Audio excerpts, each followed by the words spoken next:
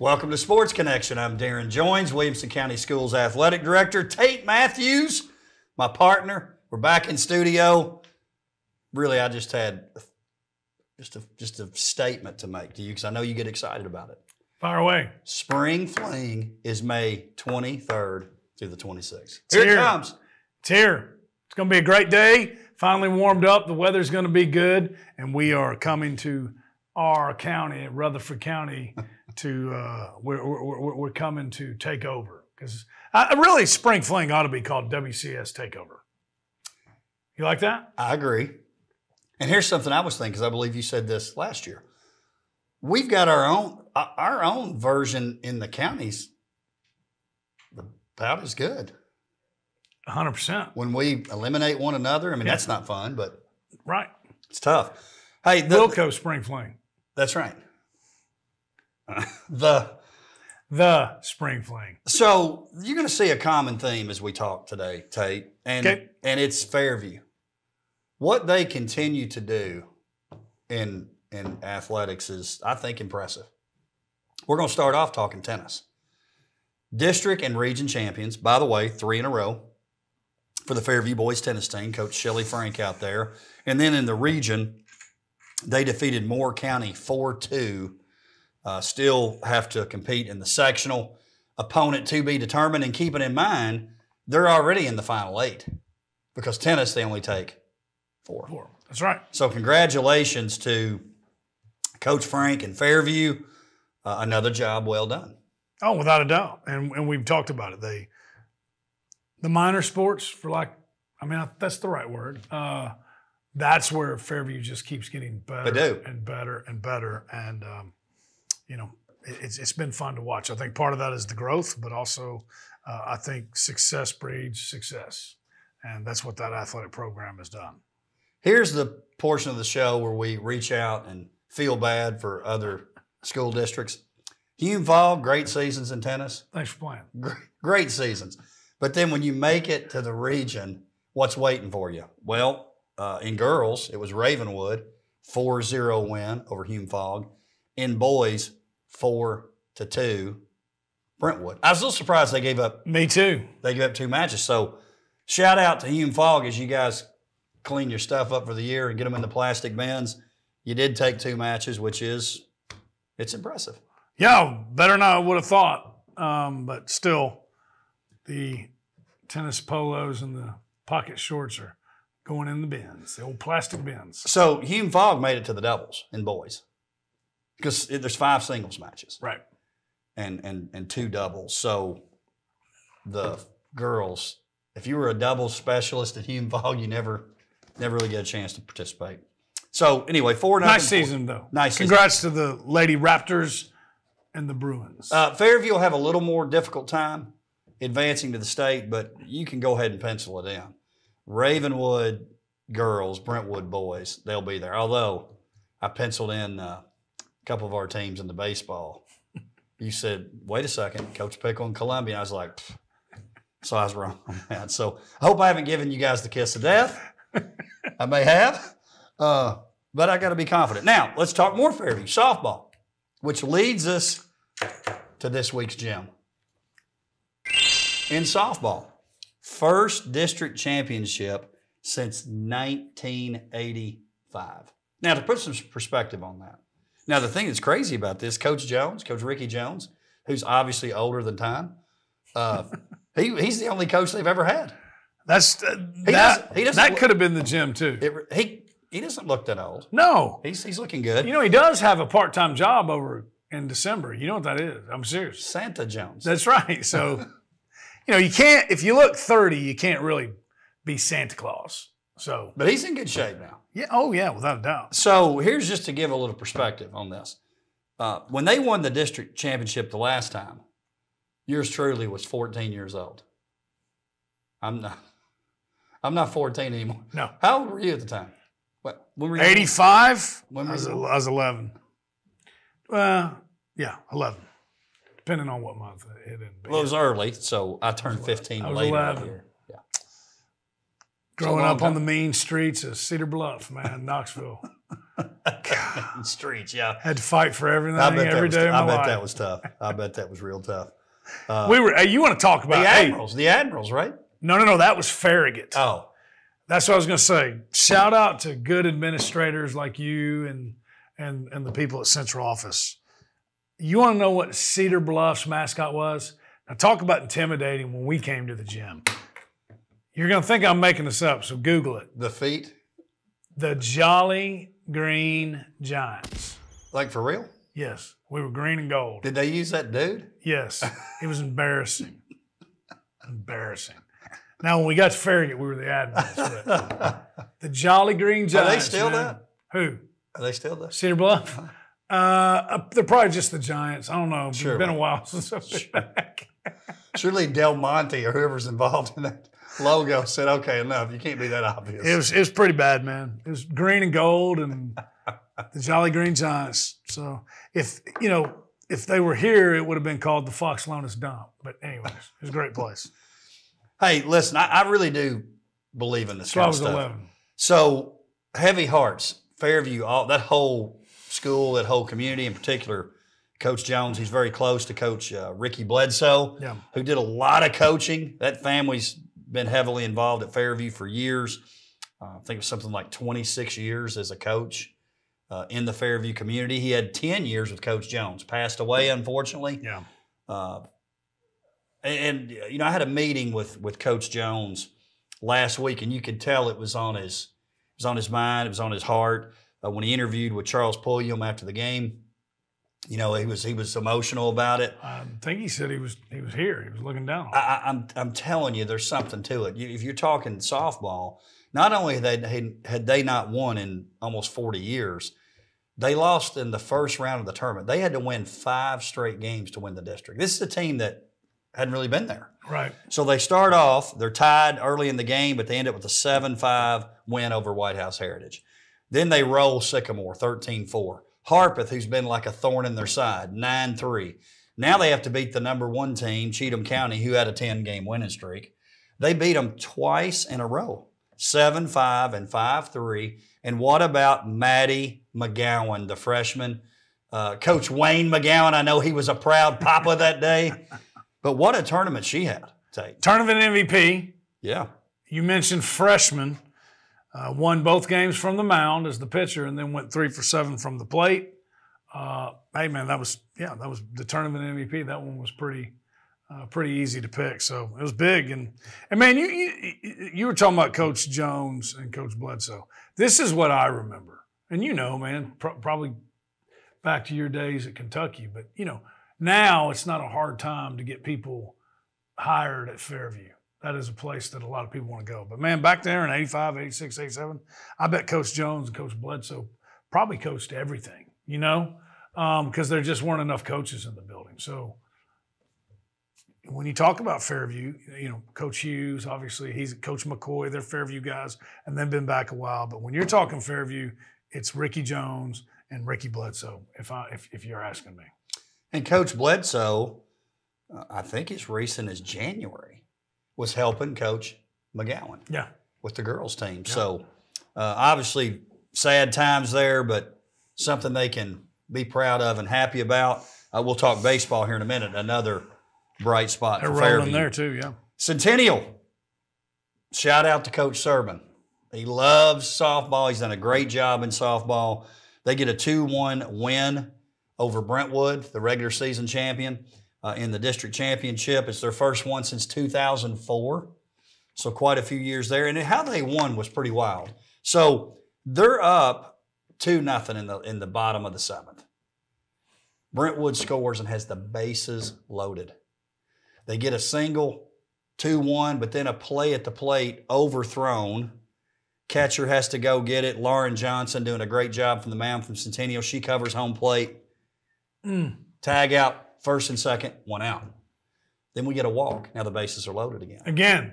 And they bring in the reliever. Sydney Lord comes in for Lauren Johnson. She comes in. Now we've got a little fly ball to right field. Cox makes the catch.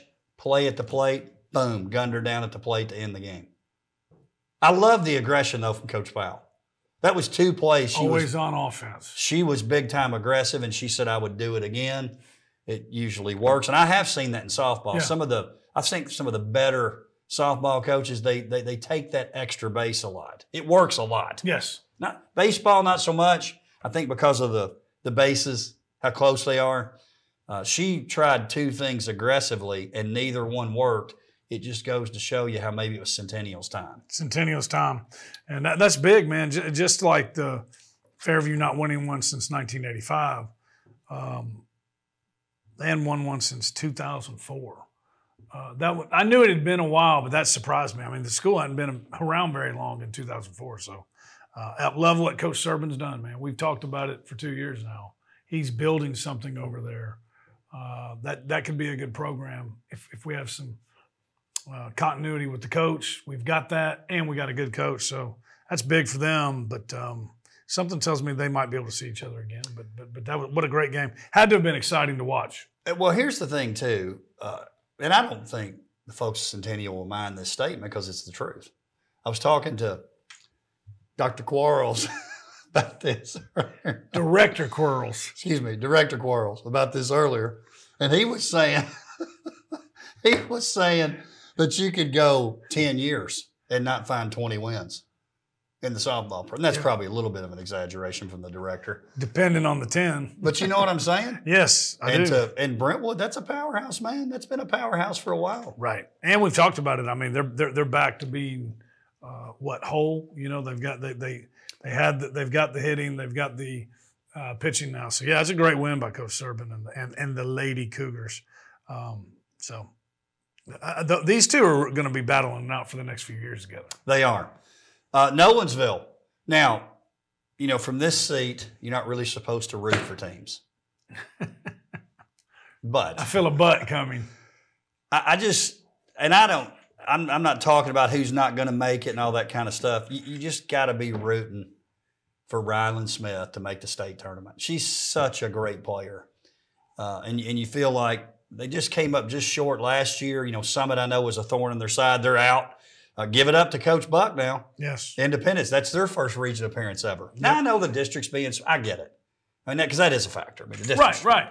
But they still, it's not like when you look they had to beat Summit. It's not like when you look up records, they go, oh, yeah, the district only had 5, 10. I'm sure during some of those years it was a small district in those years too. That's so, anyway, Nolensville 13-3 win over Indy.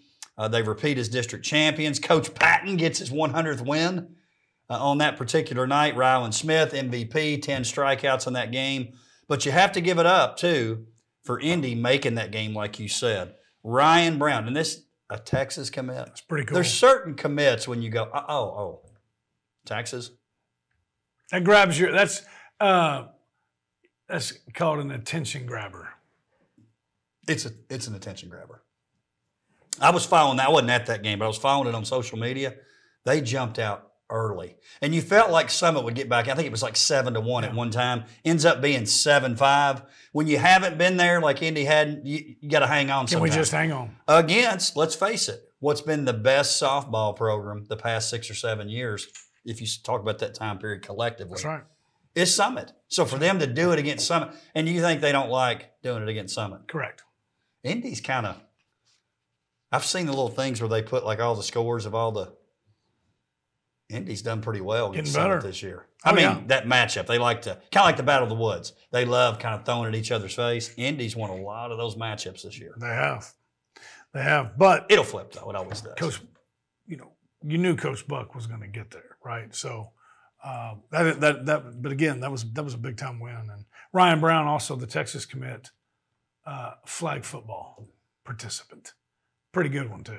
Yes. If Coach Sark needs a little help, bring Ryan over for some football as well. You mean like getting that marketing guy off his case before the game? What a clown.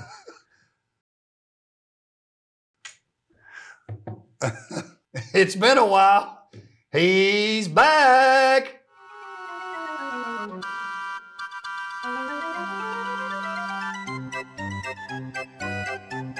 Hey kids, it's Coach Sark.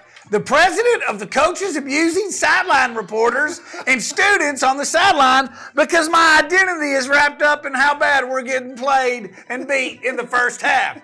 So let's just go out and abuse a young teenager because I'm not doing a very good job and then refuse to apologize because it made me feel better. And I'm making $9 million a year. Hey, Sark, you want somebody treating your daughter like that? The circus is coming to town. I don't know what's better, the segment or the fact that during the segment the nose falls off. Well, got to figure this out. Kind of like Coach Sark in that first half of that game. Don't touch me. I feel like, yeah, he said some other things. You want somebody treating your daughter that way? It might have been a dude. Was it a female? It doesn't matter. No, it doesn't, but I like how you just make those stories. Hey, Sark, you are now in the Coach E, TAA, CREF, Clown Show Association.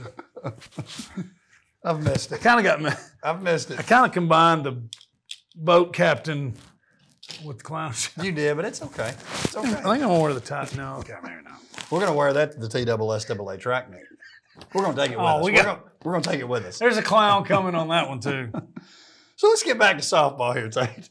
So, region matchup at the taping of the show. Nolensville, Brentwood, Centennial, Indy. I think it's going to be Nolensville, Centennial. Yeah, man, that's really tight. All four, either one of those can go either way. So, you know me, I'm always going with the pitcher. So I'm going with Nolensville. But the two best pitchers are in that game. They're in that game. And the Brentwood one's just a little bit younger. She might be as good. Centennial and Independence, I think Centennial overall, not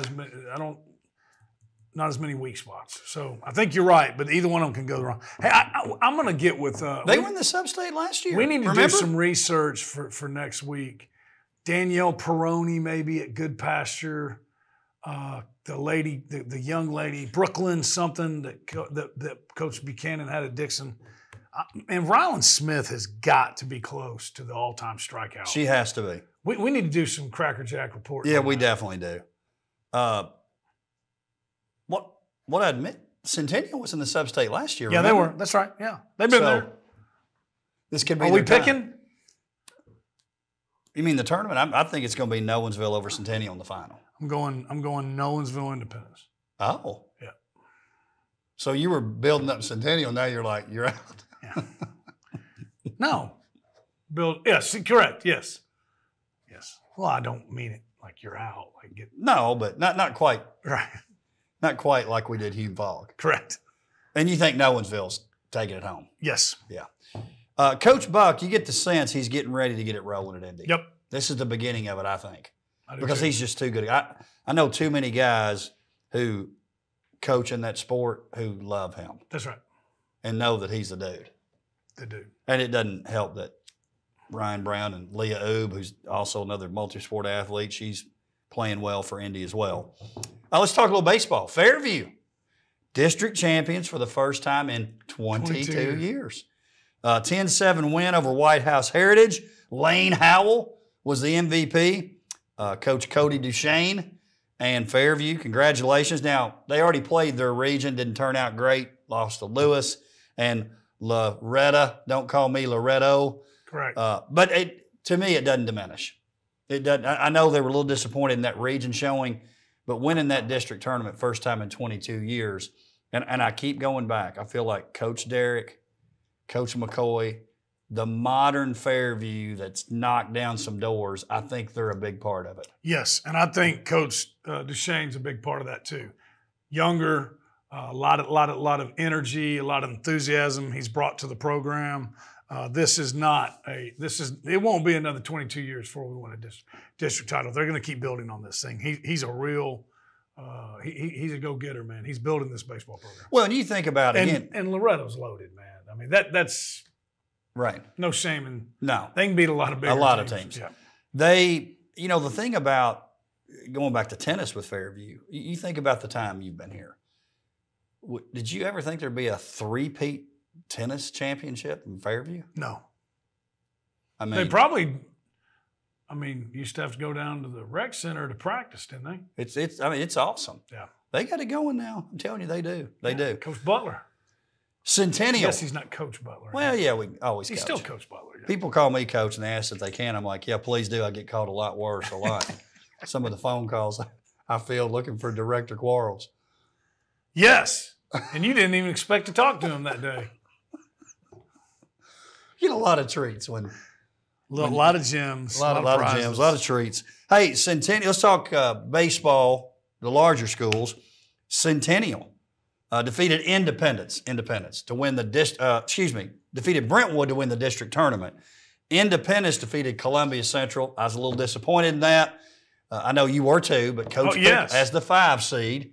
Columbia Central makes it all the way to the final.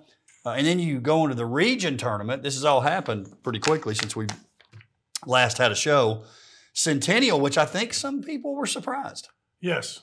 7-1 win over Indy in the championship game. Happened on the same day that they won softball. Correct. Which I thought was kind of cool. At the time of this taping, it's Indy-Brentwood to determine our other team that makes it. I feel like that will probably be Indy. This hadn't been a great Brentwood team, but you look up and here they are. They're one playing game well away. in the tournament. Yeah, one game away from the sectional, which then you get to that game, we've got a shot. No, got a shot. Yeah. Well, and here's what I love about the Centennial win. They went to the state tournament last year, came back this year. I don't think anybody really picked them to be region champions, right? And then there was a time, January, they weren't really playing very well. Coach Boffman wasn't very happy. Kids weren't very happy, which means parents weren't very happy. They just weren't playing very well. He didn't think they were playing as a team. He didn't think like they were. This happened last year. Yep. And man, no panic. Right? That's got to be experience. Wasn't it the Brentwood game last year? Because I remember you had him on his show, on your show, and it was like a game they were getting drilled. Yeah. And then they won the game and it turned their season around. Turned it around. Yeah. So again, kind of the same deal this year. So I think it's pretty cool, man. You have an experienced coach. Coach Boffin will be the first one to tell you he probably wouldn't have handled either one of those situations as well as earlier on in his career. And over Independence. Heck, remember for the first 2 months of the season almost, Independence was by far considered the number 1 team in the entire mid-state, which they still can be. That's how tough this district or what now. Whatever we are. Right, whatever. When we're playing each other, that's how tough it is. But big time for Centennial. Hey, and we keep talking about Fairview and Nolensville. What's going on over on Mallory Lane, man? Dr. D and Double G and all the coaches, they got something going on over there. Yeah. They do. Centennial, they do. Yeah. They really do. Track's gotten a lot better. They're going to have a state champion in the 800 meters. They got a lot going on. They do. You talk about Centennial and Coach Boffman. Obviously, I've been in this position 4 years, but in this district 7. So I've been around Coach Boffman for 7 years. I've seen that in 7 years. Yes, you're right. That it's almost, not that he wasn't doing a good job before, but he's almost got that elder statesman kind of approach. Well, and he is he's the dean of Wilco baseball coaches now, right? Yeah, he definitely is. He's been, now that Coach Moore's out. Hey, but Coach Boffman, you're not Mr. May. You're not Mr. May. There's only one of those. Right, that's right. I know he's watching. Coach Craig, I know you're out there watching. Get back this year and we'll get you a nickname. Well, but it won't be that. Won't be that. Yeah. Maybe Mr. February or March, that's when they were playing bad, and that's when they turn it around. Hey, let's talk a little soccer. The more things change, the more they stay the same. Brentwood with a 3-0 win over Franklin in the district championship. Brentwood 19-0 on the year. Here's one for you. 76-11. That's pedal to the metal. That's goal differential in those 19 games or 19 matches against their opponents. Brentwood defeated Centennial 5-1 in the semis. Franklin 2-1 win over Ravenwood in the semis. That sets up region matchups. Brentwood, Columbia. Now, Coach Pickle, I don't know if he's showing up for that game. It doesn't matter. They're going to get destroyed by Brentwood. And then Franklin-Nolensville, I'm interested in that. Nolensville beat Columbia Central 3-0 in their district final. Franklin-Nolensville played 2 weeks ago. Franklin won 2-1. You heard it here. The team that scores first wins that one. Oh, really? Yeah. Because they'll go into that more defensive kind of, you know what I mean, how they do? Yes. Once you score, you... That's right. Play not to lose. Well, sort of, but I feel that happens in soccer. You go into that different, it happens in hockey. Big hockey guy. Well, hey, not really, but two things on this. One, Brentwood High 19-0. One, I'm amazed they played that. They're going to win the whole thing. This has got they're number 4 nationally. State champion. Cooper Bailey, district MVP. His dad went there. Okay. Oh, I didn't know that. Yeah, they're Brentwood people, man. It's a nugget. I know he's very proud of him. He's going to go down as one of the greats, and that is, you know, when Brentwood soccer, maybe Farragut soccer. I mean, those are the two I think of. When you're talking soccer in the state of Tennessee, those are the two, and he's going to go down as one of the greats. It's very, very cool. No disrespect. Which means there's going to be. To Nolensville. Oh. But this, get ready for it. Go ahead and put it in the books. It's Brentwood Franklin. I'm talking about at the end. Oh. I'm talking about it up at the Busters. And it doesn't. Soccer complex. It doesn't always work out this way. You know, when you're rolling like Brentwood, I think they're ranked 4th nationally. 4th, yeah. And which. Whatever that means. Right. If they win, I think they're going to go down as the best Brentwood team ever.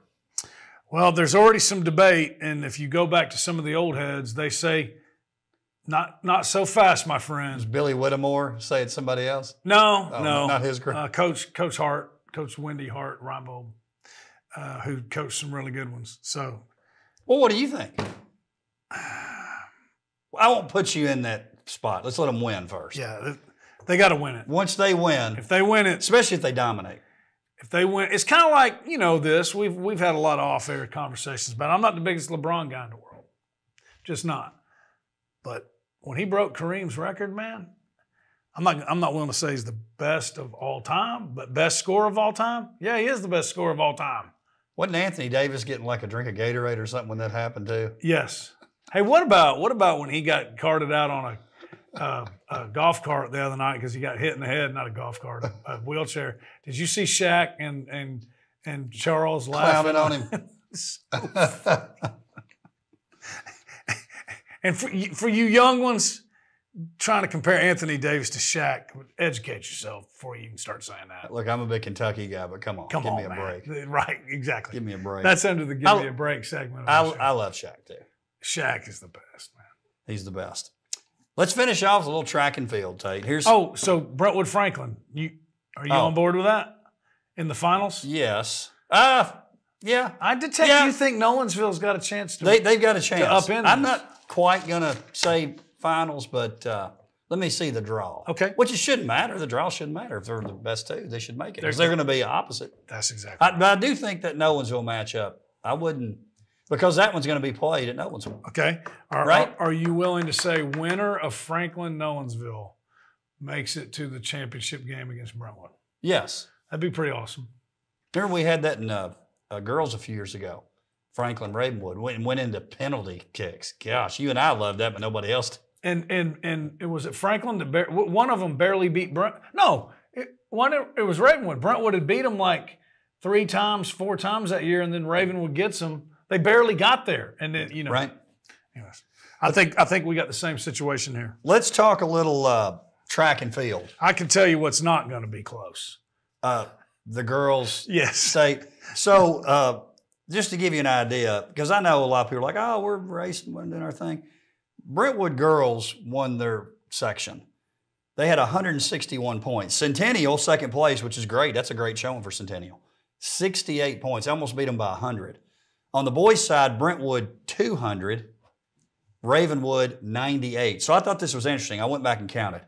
WCS had 14. They won 14 of the 19 girls' events, 15 of the 19 boys' events. And then in AA, Page finishes second in girls. The boys are champions. Fairview 4th in girls, 7th in boys. So I'm not counting out the Brentwood boys either. No, they got a shot. They're top 5 for sure, and it just depends on how they have to dominate those field events. They have to win them. Yeah, and they got it. They really need to win a relay here or there, but they got to perform very well in the relay. Let me tell you, relay they're not going to win. The 4x1. Yeah, they're not. I don't know that. Who's the best track team in the NCAA? I don't know that they would win it. Hey, so many names, but I think we got to talk about the subsectional region 3, whatever. Sophie Yount stepping up. She got first place in 4 events: the 400, the 200, the 100 hurdles, and the long jump. Yeah, and that's a weird 4. You know what that is? That's an athlete. It's an athlete. That's an explosive. It's kind of like Weldon from Nolensville. Exactly. It's a lot like him. And she's a sophomore.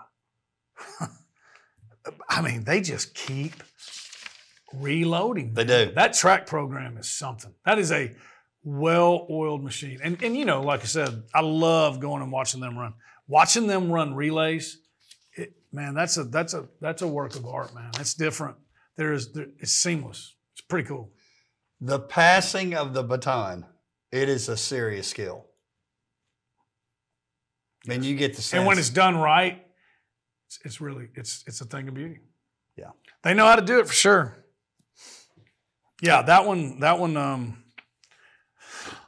the girls' state tournament or state meet's going to be a thanks for playing.